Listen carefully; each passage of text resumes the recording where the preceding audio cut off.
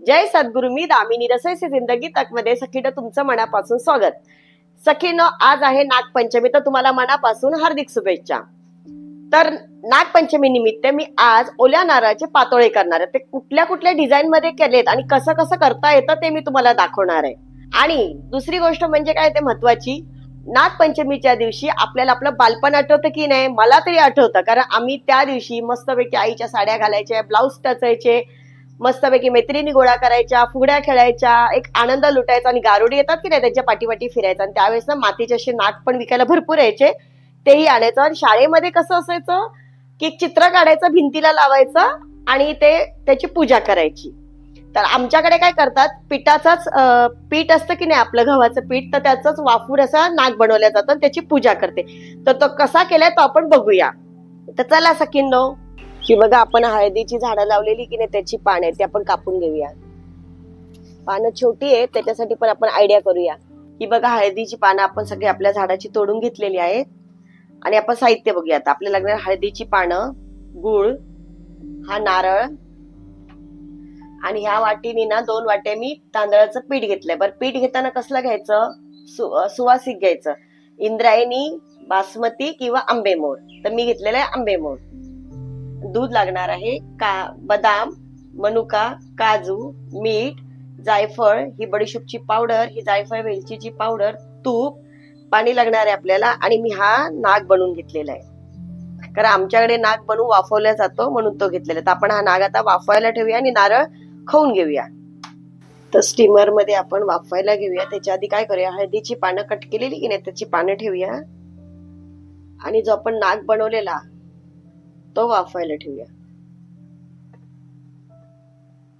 एक 10 मिनिटांमध्ये छान वाफून होतो हा.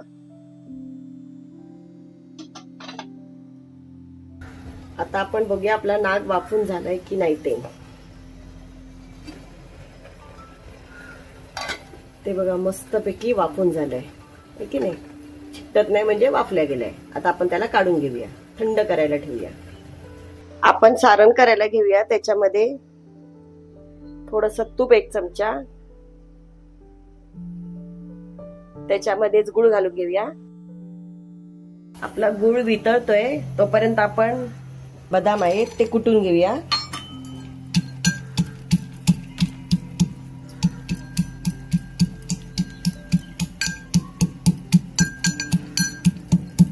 पण मध्ये मध्ये आपल्याला हलवायचं पण आहे, नाहीतर गुळ आहे ना करपून जाईल. मध्ये मध्ये असा हलवून पण घ्यायचा.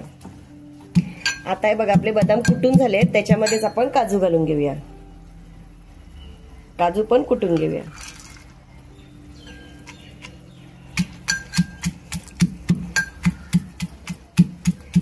थोडं आपल्या दाताखाली येईल ना, तर असं थोडं आपल्या दाताखाली येईल ना, असं जाड पण नाही ठेवायचे आणि बारीक पण नाही ठेवायचे. हे बघा असे कुटून घेतलेले. आता आपला गुळ वितळतोय की नाही, हे बघा त्याच्यामध्येच आपण बडीशोपची पावडर, कोणताही गोड पदार्थ असतो की नाही बडीशोपची पावडर टाकायची, नक्की छान स्वाद येतो. ही वेलचीची पावडर आहे तुमच्या स्वादानुसार. ही आहे थोडीशी खसखस. आता बघा गुळ वितळला आपला. गुळ वितळताना थोडासा बारीक गॅस करायचा, नाही तर करपून जातो ना. हे मनुके हे आपण कुटून घेतलेले होते की नाही, बदाम आणि काजू, त्याच्यामध्ये आपण जो नारळ खाऊन घेतला की नाही तो घालून घेऊया. आता एक अख्खा नारळ घेतलेला आहे, म्हणजे जवळजवळ 2 छोट्या वाट्या निघालेला. आता हे थोडंसं मिक्स करून घेऊया.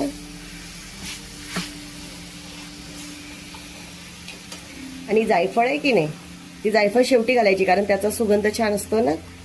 जायफळ घालून घेऊया. आता हे सर्व मिश्रण एकजीव करून घेऊया, म्हणजे सर्व काजू, बदाम, गूळ, खसखस हे सर्व व्यवस्थित मिक्स होईल ना त्याच्यामध्ये.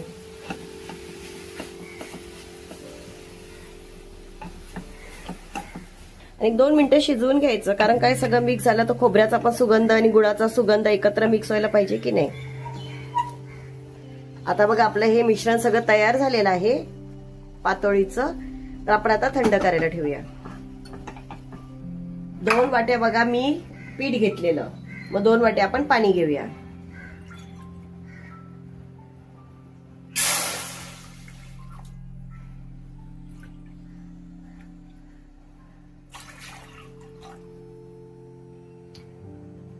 तर याच्यामध्येच थोडंसं आपण मीठ घालून घेऊया चवीसाठी आणि पाण्याला चांगली उकळी येऊन देऊया. आता पाण्याला उकळी आलेली आहे, तर आपण 2 वाट्या तांदळाचं पीठ घेतलेलं की नाही ते घालून घेऊया. बघा सुगंधी तांदूळ घेतलं ना आपण की सुगंध पण छान येतो पिठीला आणि खाताना पण छान लागतं, म्हणून नेहमी सुगंधी तांदूळ घ्यायचं, साधे तांदूळ घ्यायचेच नाही. आता याच्यामध्येच आपण थोडंसं दूध घालून घेणार आहोत. कारण दूध का मगाशी पाण्यात घातलं नाही, कारण मीठ टाकले ना दूध फाटू शकतं. पांढरे शुभ्र असे पातोळे होतात आणि छान होतात. आणि याला 1-2 मिनिटं छान परतून घेऊया, वाफ देऊया चांगली. चांगलं असं परतून घ्यायचं मस्त. आणि बघा गोळा व्हायला लागतो की नाही.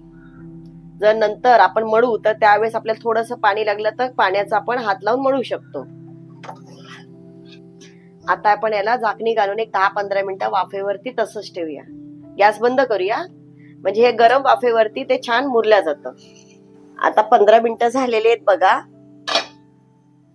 तर पीठ पण बघा थोडंसं थंड झालेलं आहे, पण पीठ जेव्हा गरम असतं ना थोडंसं, त्याच्यामध्येच आपण ना मळून घ्यायचं पीठ. हे बघा अजून वाफ निघते, अजून गरम आहे.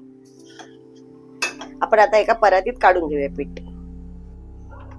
आता हे पीठ गरम आहे, तुम्ही याला हात नाही घालू शकत कारण खूप गरम आहे. तर आपण काय करायचं, ह्याच्या मॅशरच्या साह्याने ना असं मळून घ्यायचं, म्हणजे पीठ पण थंड होतं, काही गाठी असतील त्याही फोडल्या जातात त्याच्यामध्ये. थोडासा असा पाण्याचा हात घ्यायचा आणि पीठ असं मळून घ्यायचं, चांगलं दाबून मळून घ्यायचं.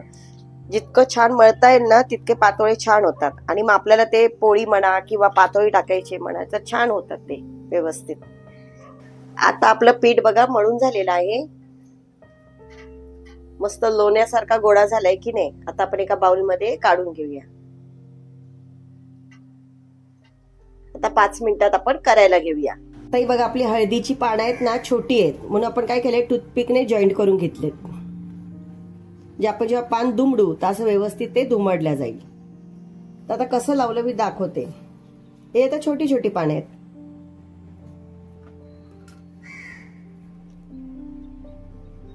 असं टूथपिक घ्यायचं, हळुवारपणे लावायचं, कारण पान आहे ना लगेच फाटू शकतं. छोटं पान आहे ते असं लावूया.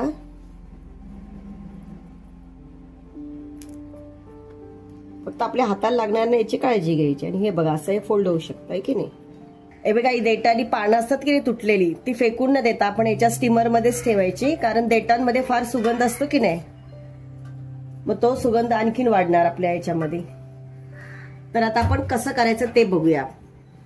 हा बघा चकलीचा साचा आहे की नाही, दिवाळीला आपण शेव चकली करतो तो. हे बघा तूप आहे की नाही, थोडंसं तूप घ्यायचं, असं आहे ना तूप चारी बाजूनी लावून घ्यायचं. थोडंसं पानाला लावून घ्यायचं, थोडंसंच लावून घ्यायचं, जास्त नाही, ते चिकटू नये म्हणून. आणि हे जाळी असते की नाही त्याला आपण लावून, तोच ब्रश जाळीला पुसून घ्यायचा.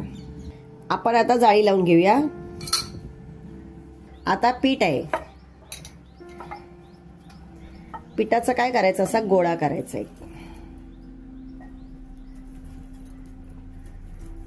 चांगला हातावरती असं मळून घ्यायचं पीठ.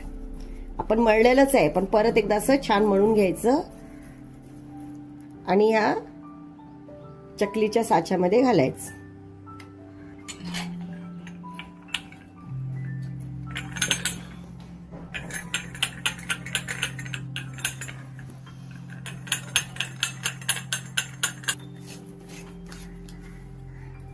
जसं आपण शेव पाडतो की नाही तशी पाडून घ्यायची याच्याने.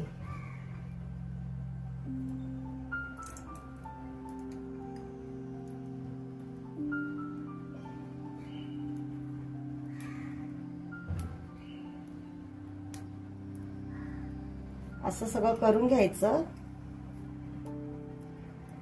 असं तोडायचं आणि मध्ये पण करून घ्यायचं, कारण आपण मध्ये सारण भरणार आहोत ना.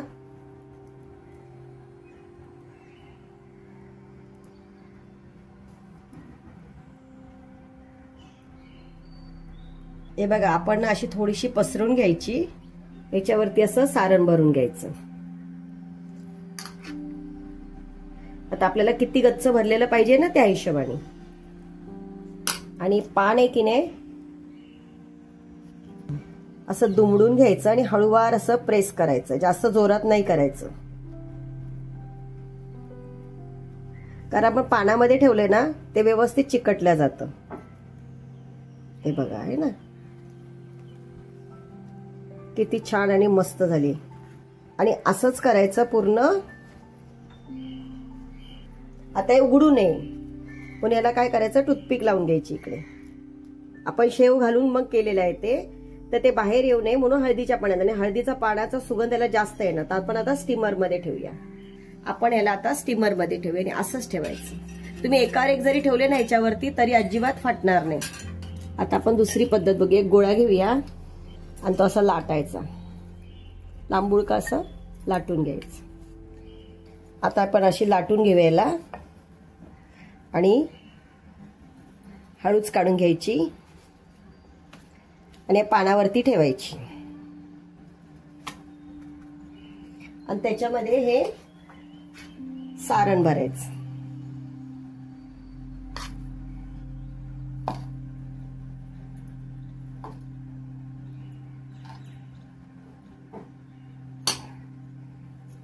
आणि ह्याला असं फोल्ड करायचं.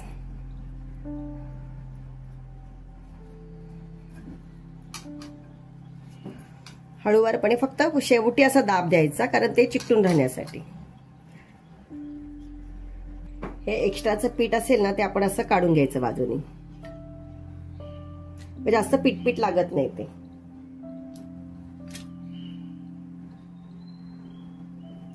आणि हळदीचं पान आहे ना ते असं दुमडून घ्यायचं व्यवस्थित.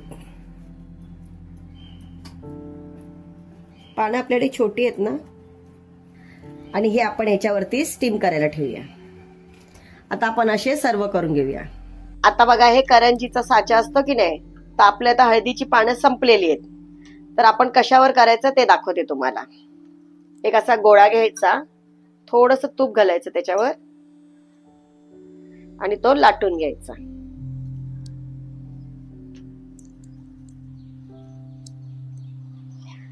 तर बघाय चपाती सारखं लाटून झालंय.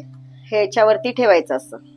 आधी तूप लावून घ्यायचं थोडस खाली, किंवा पीठ टाकून घ्यायचं. आणि हे आता थोडस सारण उरलंय आपलं, तर हे सारण याच्यावरती घालून घ्यायचं आणि बरोबर हे असं लावून घ्यायचं. आणि मग ही अशी दुमडून घ्यायची थोडीशी, कारण पीठ नाजूक असतं रे, चपाती सारखं किंवा मैद्यासारखं नसतं, मग हळूच करायचं.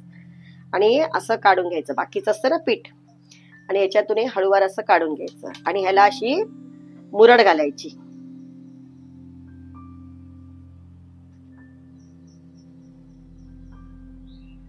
आपण अशी सगळी मुरड घालून घेऊया. मुरड घालण्याचं कारण काय, जर इकडे थोडस चिकटलेलं नसेल ते चिकटल्या जातं बरोबर पीठ, आणि दिसायलाही छान दिसतं. तयार आहे आपली पातोळी ही पण. आता आपण सगळ्या पातोळ्या स्टीम करायला ठेवूया. बस स्टीम करायच्या आधी काय करायचं, याला थोडस तूप लावून घ्यायचं, कारण एकमेकांना चिकटू नये ना म्हणून. आणि इथेच याच्यावरती ठेवून देऊया. आता आपल्या सगळ्या पातोळ्या तयार आहेत. आपण एक 15 मिनिटं तरी याला वाफ येऊन देऊया. आणि हळदीच्या पानांमुळे खूप सुगंध छान येतो. तर सगळी आता 15 मिनिटं झालेले आहेत. आपण बघूया आपले पातोळे तयार झालेत की नाही.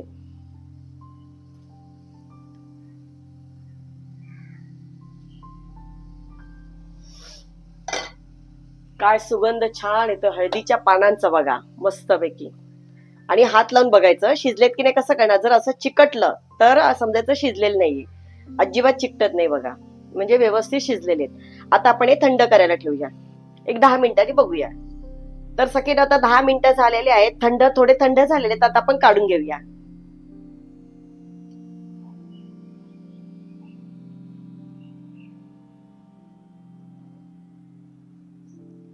ही बघा मोड घातलेली की नाही आपण, कशी व्यवस्थित छान आली. आणि बघा आपण शेव पाडून केलेलं की नाही, तर ही टूथपिक असते, थोडं गरम आहे अजून. ही अशी काढून घ्यायची बाजूला आणि पान लावल्यामुळे अजिबात तुटत नाही की त्याच्यातलं सारण पण बाहेर येत नाही. बघा किती छान एकदम मस्त आली की नाही. अशी शेवाळ्यांची डिझाईन येते की नाही छान. आपण काढून घेऊया.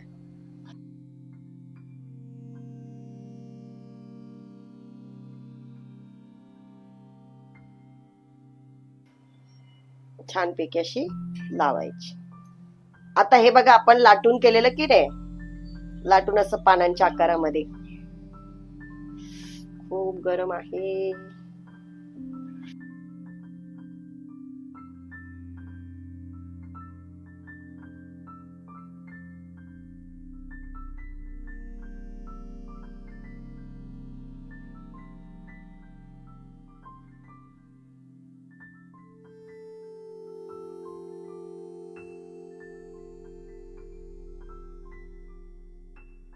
तर आता आपण बाप्पाला नैवेद्य दाखवूया. नागपंचमी विशेष.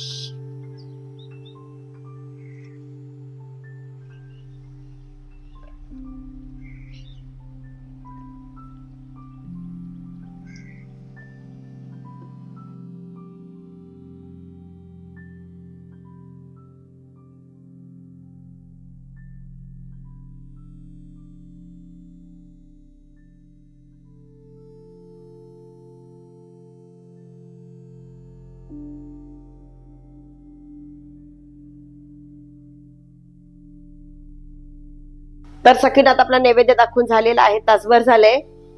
तर आता आपण खाऊन बघूया कसा खायचा ते बघूया.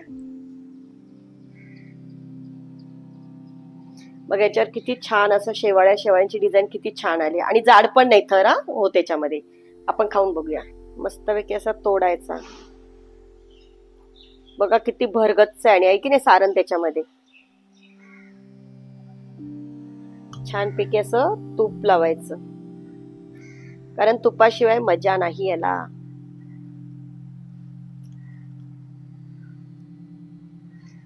तुपाचा सुगंध, हळदीच्या पानाचा सुगंध, जायफळ, वेलची, बडीशोप, म्हणजे इतकं सुंदर लागतं नाही खायला. आणि हळदीच्या पाना पातोळे जर करायचे असेल किंवा मोदक करायचे असेल तर नक्की हळदीच्या पानामध्ये करा. काय स्वाद आहे. आवडीच्या वस्तू असेल ना तर एकदम मन तृप्त होऊन जातं. तर सखींनो तुम्ही पण असे करून बघा, कारण मुलांना कसं जरा वेगवेगळ्या डिझाईन मध्ये केलं की मुलांना जरा आवडतं. नेहमी नेहमी ती डिझाईन नको वाटते. आणि अशा केले ना की म्हणजे लाटून केले आणि शेव टाकून केलं ना तर जरा जाड होत नाही. तर थापून केलं ना आपण तर ते जाड जाड पीठ राहतं. म्हणून मी तुम्हाला ही आयडिया दाखवली. तुम्हाला कशी आयडिया आवडली की नाही ते मला कमेंट मध्ये सांगा. आणि माझ्या चॅनलला लाईक, शेअर, सबस्क्राईब करा. थँक्यू.